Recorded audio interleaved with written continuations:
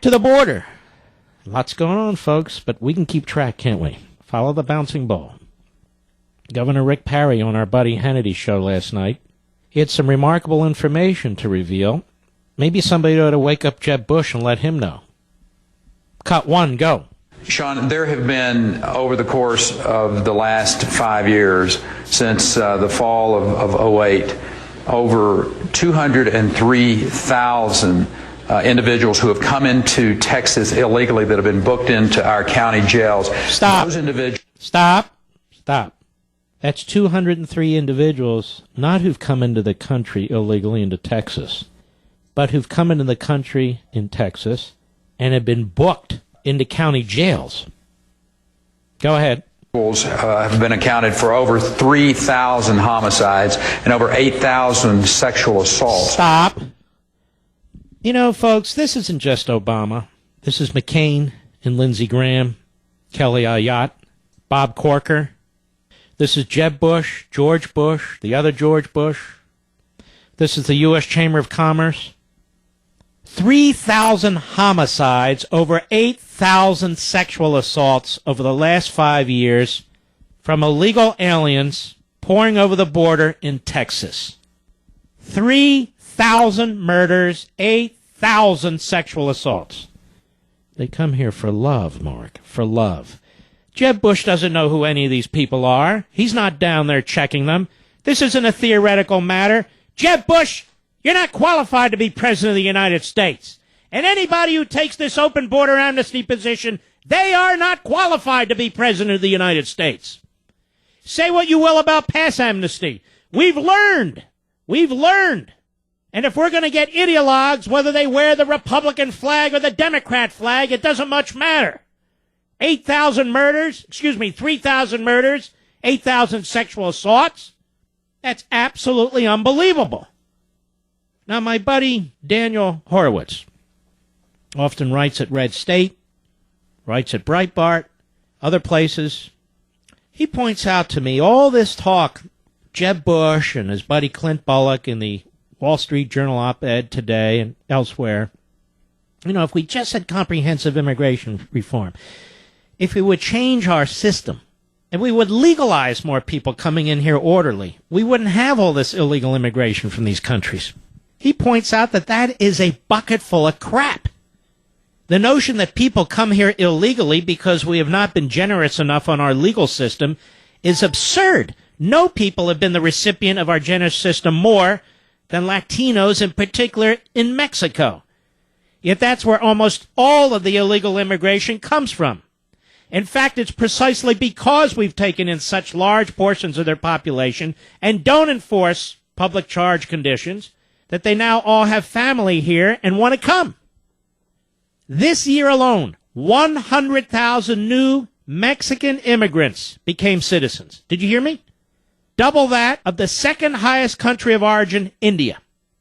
When you add all of Latin America, they account for 35%, that is the Mexicans, of all new citizens that year, and this has been the trend for 20 years.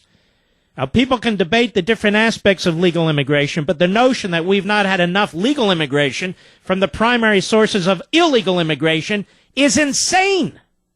The countries from which most people have migrated illegally have been the recipients of the most generous legal immigration policies of all time. We've issued roughly 5.5 million green cards to immigrants from Mexico and millions more from other Latin American countries since 1986, overlapping with the entire period of mass illegal migration. And from 2000 to 2009, 17% of all immigrants were from Mexico, 41% were from Latin America and Mexico combined. So, the time period with the highest, largest expansion of illegal immigration coincides with the highest, largest, most generous period of legal immigration from any particular country and region in the history of American immigration. So the idea that the lack of legal immigration options from Mexico and other Latin American countries, Central American countries, is the culprit for illegal immigration is beyond preposterous. Yet that's essentially the argument Jeb Bush and his sidekick make in the op-ed in the Wall Street Journal today. You see, they have to ignore facts and evidence and information just like the liberals, because this is an ideological thing for some Republicans. It's not rational. It's not thoughtful. It's not common sense. I saw our friend Paul Ryan being interviewed on Fox. Says we're not winning the war on poverty. We're losing the war on poverty.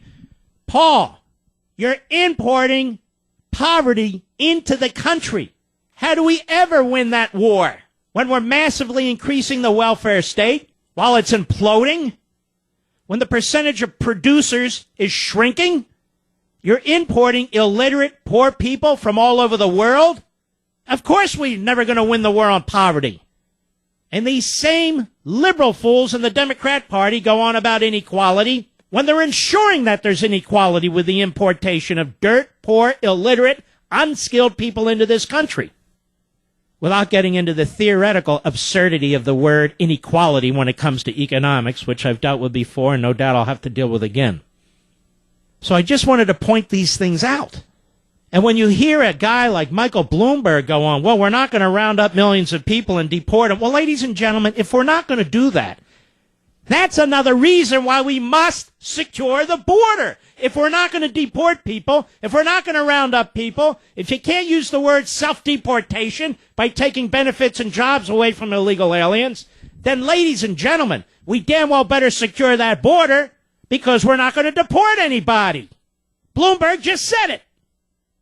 Oh, it's just, like millions of you watch this and you just can't believe it.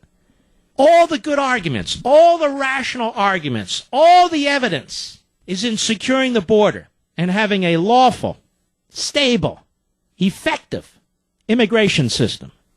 And yet, the politicians, the ethnic front groups, the lobbyists, the corporatists, the union bosses, they have a different way they want to go.